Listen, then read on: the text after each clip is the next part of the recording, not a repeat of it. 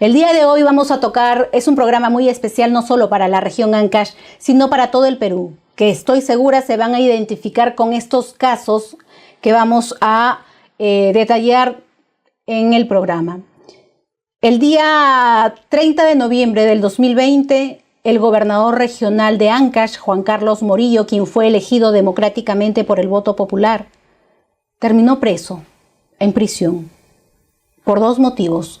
No tenía, siendo gobernador regional, arraigo domiciliario y no tenía arraigo laboral. Luego vinieron varios procesos de hospitales, uno tras otro. Habían dos fiscales, el fiscal Richard Rojas y también su fiscal adjunta, Janet Arias Maguiña, quien se encargaron y se empecinaron a ver o dejar ver, sin conocimiento y sin capacidad, que habían hechos presuntos de corrupción. El 10 de junio del 2023, después de 30 meses, el exgobernador Juan Carlos Morillo sale libre. Sale en libertad, habiendo perdido 30 meses sin su familia, sin sus amigos, sin sus hijos y sobre todo, sin poder hacer mucho por la región a quien tanto él quiere. Hace unos días se absolvieron de todo al señor Juan Carlos Morillo, ¿no? Se lo absolvió de los procesos que tenía en investigación. Era un solo tema, presuntos hechos de corrupción o así lo tocaron, de hospitales, que lo dividieron en tres. El mismo hecho lo dividieron en tres, con tal de ver más grande el problema, porque esa era su intención.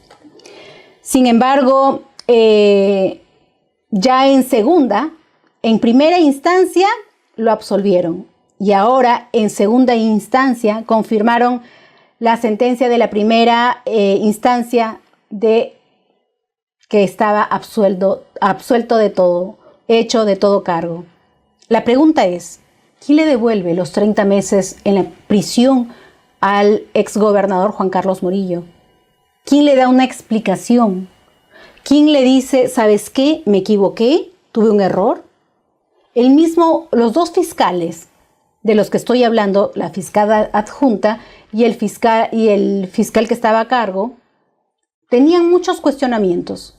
Con decirles que el hermano de la fiscal adjunta, Janet Arias Maguiña, terminó en la siguiente gestión del que tomó el cargo de gobernador, Henry Borja, tomó en la dirección de Transporte y Comunicaciones, el hermano de la fiscal adjunta.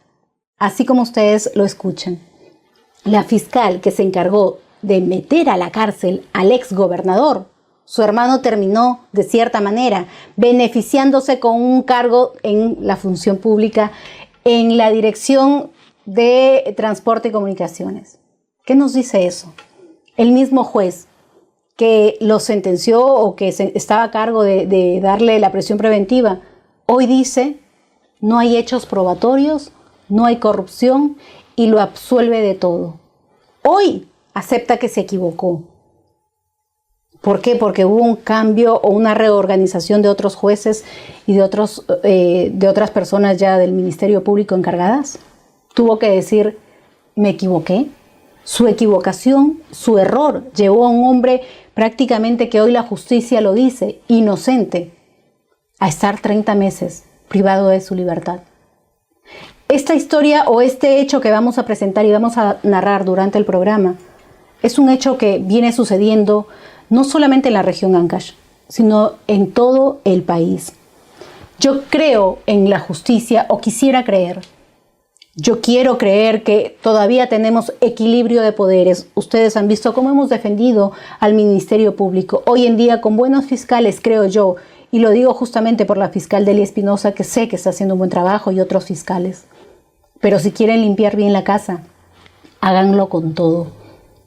Fiscales y jueces en las regiones muchas veces se aprovechan de los cargos y se hacen de la vista gorda, los ciegos y los sordos. Vamos a desarrollar este programa no solo enfocado en la región Ancash, sino como muestra un botón para todo el Perú.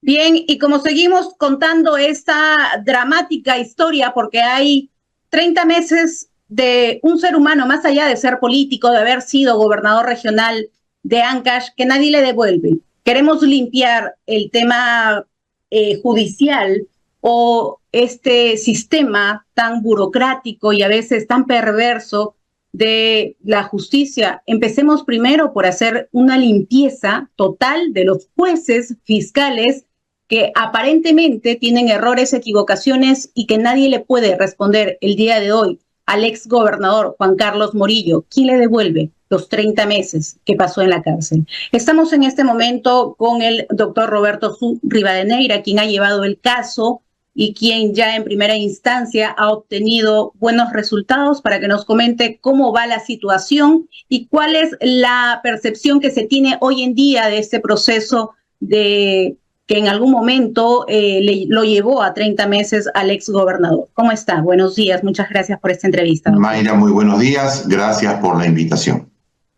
La verdad que fueron 30 meses que uno se pregunta, ¿quién le devuelve? ¿Quién le devuelve por haber pasado en la cárcel? ¿Fue detenido o no fue detenido? Perdón la expresión. Fue a entregar sus documentos, a entregar su pasaporte para que vean que no tenía ningún intento de fuga. Un 30 de noviembre del 2020. El 10 de junio del 2023 sale en libertad después de 30 meses de prisión. Se quedó detenido por 2 motivos, presuntamente. Siendo gobernador regional de Ancash, lo detuvieron en ese momento por no tener arraigo familiar, arraigo domiciliario y por no tener arraigo laboral. Me gustaría que me explique ese momento de la detención y después los procesos que ya se sumaron en esta investigación, doctor, en contra del ex gobernador. Mira, Juan Carlos, como tú lo has dicho, Juan Carlos se presenta ante la Fiscalía un 30 de noviembre del año 2020, va con todos sus funcionarios porque conociendo que existía una investigación en trámite, van y entregan sus documentos y se ponen a disposición de la justicia. Lo que no sabía Juan Carlos es que en ese momento se había dictado una detención preliminar. Ellos ingresan a la Fiscalía, ya no salen. Salen enmarrocados con chaleco y son recluidos en el penal de Huaraz. Empezó una pesadilla para ellos porque los abogados de ese entonces presentaron sus respectivos recursos, sin embargo, inmediatamente la Fiscalía pidió prisión preventiva. Pidió prisión preventiva, se hicieron las audiencias de prisión preventiva y finalmente la Judicatura accede al pedido fiscal por 2 razones. Primero, le decían a Juan Carlos que él no tenía arraigo domiciliario porque él no vivía en Huaraz. El criterio de los jueces fue que él debería de domiciliar en Huaraz porque ahí quedaba el juzgado.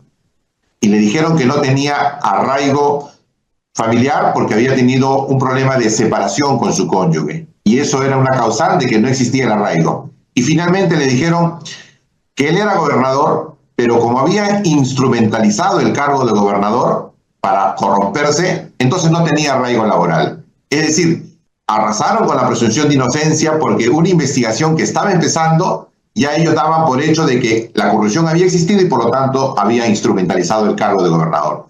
Estas razones fueron confirmadas por la Sala Superior, tanto por la primera como por la segunda en diferentes momentos, y luego se le dicta prisión preventiva por el IOAR de Eleazar en Chimbote, y luego se le dicta una prisión por el IOAR La Caleta de Santa. Lo cierto es que por construir 3 zonas COVID que permitieron salvar cientos de vidas, Juan Carlos Morillo y un puñado de funcionarios que lo acompañó en la gestión se vieron privados de su libertad. Lamentablemente, nuestra justicia es muy lenta. Este juicio de Juan Carlos Morillo empezó en octubre del año 2022 y culmina casi 15 meses después, cuando en enero del año 2024 se emite una sentencia absolutoria. La justicia encuentra que los cargos contra Juan Carlos Morillo eran inexistentes, que no había pruebas, que no había evidencias de nada. Y lo más grave, esta pericia de ingeniería civil que había permitido meter a la cárcel a ellos porque dijeron colusión agravada, se ha sobrevalorado en 720.000 soles la construcción, se demostró en juicio que ese peritaje no servía para nada. La jueza se quedó estupefacta cuando la defensa le preguntó a la ingeniera civil, ¿usted sabe cuánto vale eliminar desmonte por metro cúbico? No sabía, no tenía precios. Era increíble. Entonces, esto concluye finalmente con una sentencia muy sólida. Esta sentencia, como es de esperarse, casos emblemáticos terminan en la Corte Suprema, fue recurrida por la Fiscalía. El día de ayer, la segunda sala penal de apelaciones de la Corte de Huaraz ha emitido sentencia en segunda instancia, ha desestimado los agravios del Ministerio Público y ha confirmado la sentencia absolutoria que declara inocente a Juan Carlos Murillo y los funcionarios que lo acompañan. Seguramente que el Ministerio Público, Mayra, para concluir, presentará un recurso de casación. Seguramente el procurador presentará un recurso de casación, pero nosotros los abogados sabemos que ese recurso de casación va a ser desestimado por la Corte Suprema.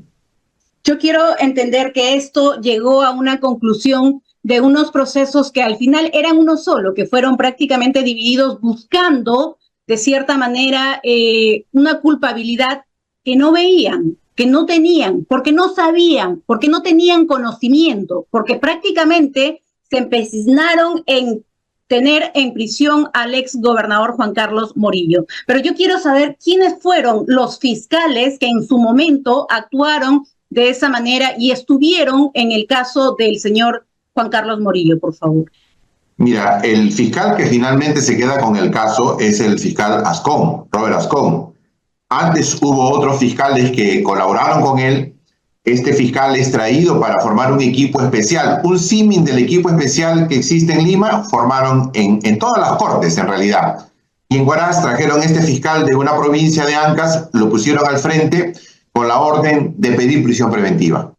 Y él, conjuntamente con una fiscal adjunta, inician este proceso. Era una sola carpeta, era un solo hecho, la construcción de los 3 IOAR, que es aprobado por un solo acuerdo de Consejo Regional. Sin embargo, estratégicamente lo dividen en 3 carpetas, piden prisión preventiva primero por un caso, cuando se les está venciendo la prisión preventiva, piden prisión preventiva por el segundo caso y finalmente piden prisión preventiva por el tercer caso, que era el IOAR La Caleta. En el fondo lo que quisieron fue separar a Juan Carlos Murillo de la gestión. Ellos calcularon y dijeron, si lo llevamos en un solo caso, Juan Carlos va a salir, no vamos a poder mantenerlo en prisión. Y como faltaban 2 años de gestión, pues no se les ocurrió mayor estrategia que decir, vamos a hacerlo en forma escalonada, y lamentablemente el sistema de justicia falló, porque los jueces no fueron cuidadosos de la carga probatoria, se dejaron sorprender, queremos pensar nosotros que fue así, y sin embargo se dieron estas prisiones preventivas, y el día de hoy estos mismos jueces se dan cuenta que han cometido un error y simplemente han declarado infundado el recurso de apelación y han confirmado la libertad y la inocencia. Ahora, yo me puedo equivocar cuando quiero. O sea, acá yo me equivoqué y declaré fundada y ahora sí infundada porque no hay más pericias que puedan detectar que eso fue un delito. Yo quiero saber el nombre de la fiscal adjunta. Mira, yo no tengo ese dato a la mano, Mayra, porque es una Yo se lo voy a decir, doctor, sí, perdón. Estuvo, pero sí recuerdo, nosotros tomamos la defensa de Juan Carlos cuando ya había ocurrido casi un año de estos incidentes. Ya no estaba esta fiscal, pero sí recuerdo yo que dentro de las conversaciones con Juan Carlos, él me decía en el penal, me decía que la fiscal tenía un hermano que era funcionario del señor Borja. El señor Borja había asumido la presidencia o la gobernación porque era el segundo y había puesto en un cargo importante de gerencia al hermano de esta fiscal y que ahí había unos intereses, lógicamente ilícitos, pero que lamentablemente se priorizó la defensa de ellos y no se pudo hacer ningún tipo de acción contra ese acto de corrupción que se estaría dando. ¿Por qué le pregunto eso? Porque yo quiero a todos los televidentes, no solo de la región Ancash, sino de todo el Perú y sobre todo al Ministerio Público. Este es un mensaje muy claro de lo que es la justicia, fiscal de la Nación, Juan Carlos Villena, para que tome acciones, porque jueces, fiscales, así, es lo que mancha prácticamente la institucionalidad de la justicia y esta institución que debería ser implacable, pero lamentablemente quiero que tomen atención. ¿Y por qué le preguntaba el nombre de la fiscal adjunta? Porque el nombre de la fiscal adjunta, Janet Arias Maguiña, luego de que el señor Juan Carlos Morillo estaba preso, su hermano entró a trabajar al gobierno regional de Ancash y terminó siendo director de la Dirección de Transportes y Comunicaciones de la región Ancash. Entonces, si ustedes van armando el rompecabezas, porque acá lo vamos a armar muy bonito, ese caso que nosotros investigamos en la región me costó prácticamente, no sustos, pero sí varios intentos de querer amedrentarme. Nunca me callaron, porque sabíamos que había atrás de una presunta organización criminal, pero ¿de dónde venía? ¿De dónde se formaba y de dónde se armaba?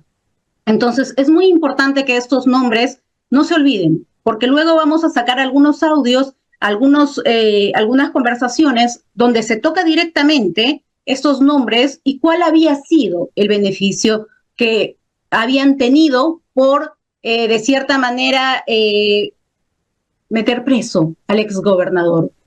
Pero no quiero entrar todavía a profundidad porque no le quiero regalar pantalla prácticamente a una señora que no sirve como persona, perdónenme, ustedes saben cuánto yo respeto al ser humano, pero una mujer que pasa por encima de la justicia, una mujer que es capaz de mandar incluso asesinar a todo el mundo, creo que no tiene reparo para tener otro nombre y otro concepto, y no la voy a mencionar, pero creo que Ancash sabe a quién me refiero.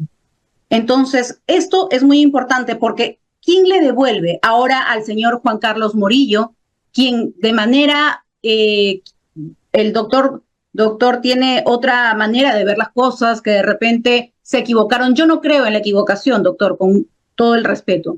Acá no puede haber equivocación. Como en la política no hay coincidencias, acá no hay equivocaciones. Porque si no tuviéramos, o sea, una justicia que prácticamente sería injusta, no tiene sentido. Acá, si hubo errores y hubo equivocaciones, fueron premeditados, disculpe la palabra, presuntamente.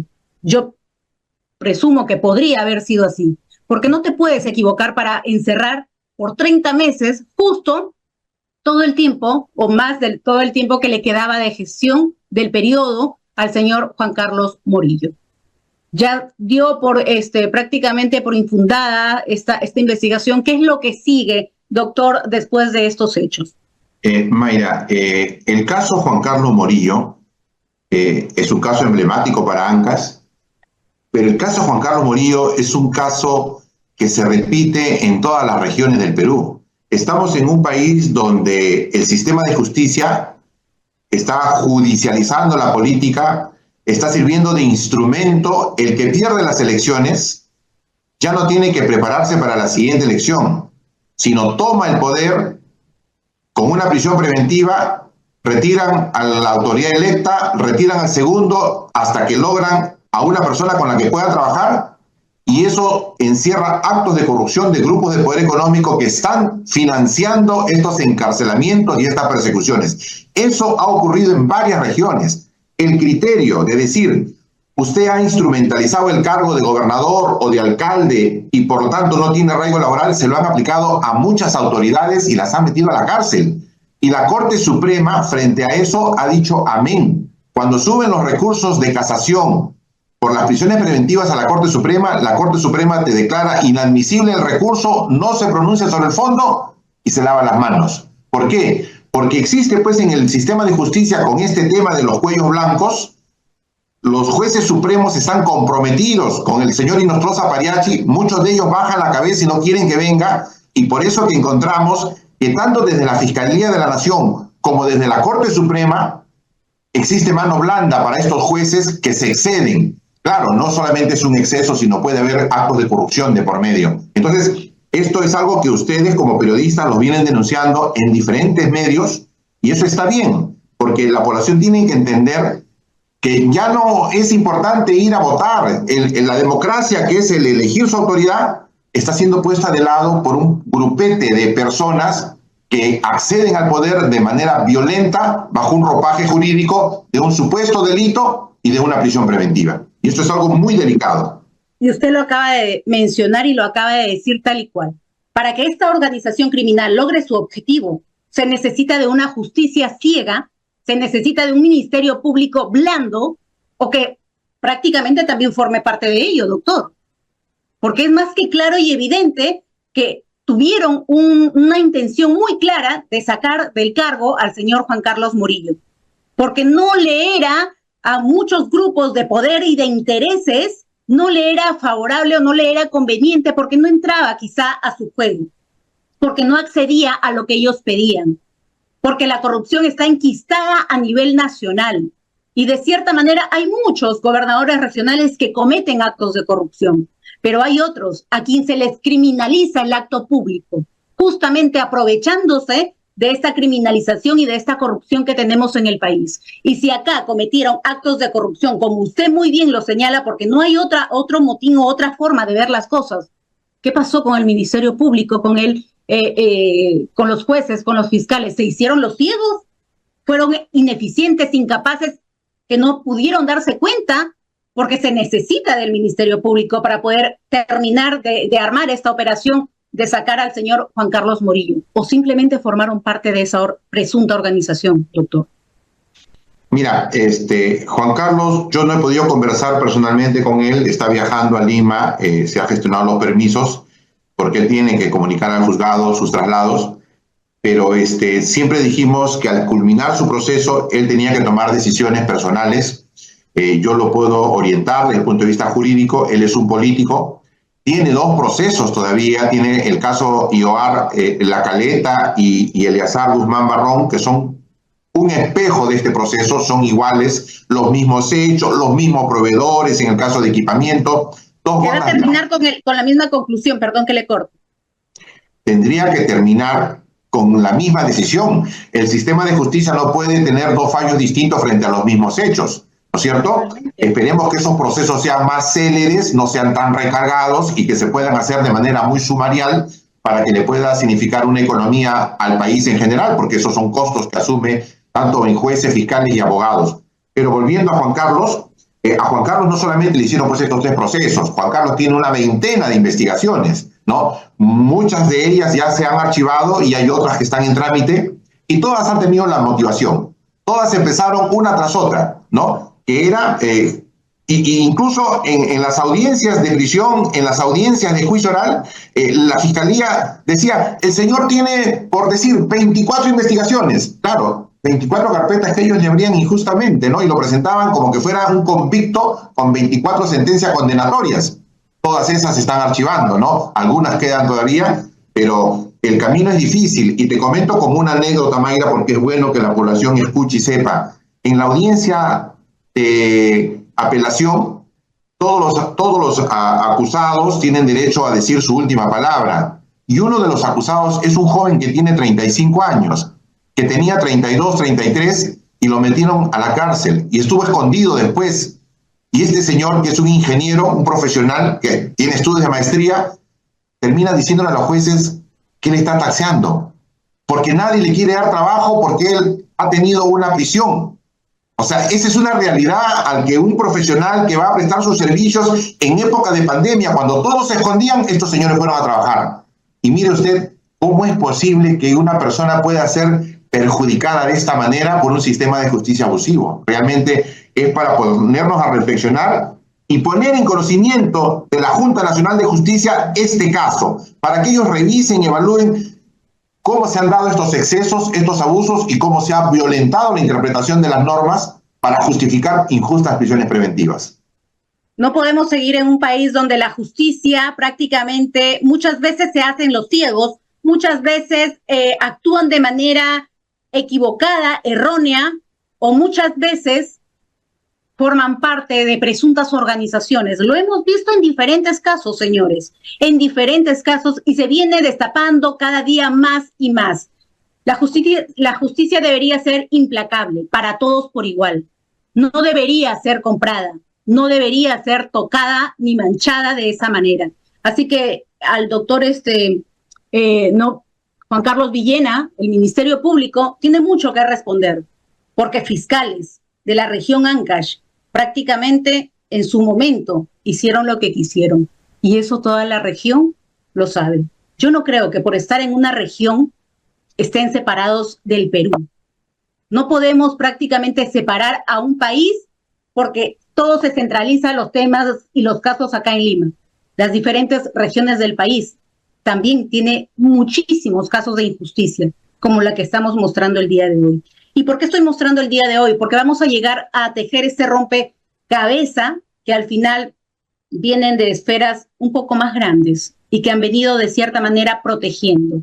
Y vamos a hablar también de la relación de amistad que tenía la hoy congresista y presidenta de la Comisión de Presupuesto, Lady Camones. Ha sido un gusto tenerlo en el programa, doctor. Muchísimas gracias. Mayra, muchísimas gracias y siempre a tu disposición.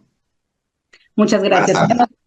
Buenas tardes. Hemos estado con el doctor Roberto Su Rivadeneira.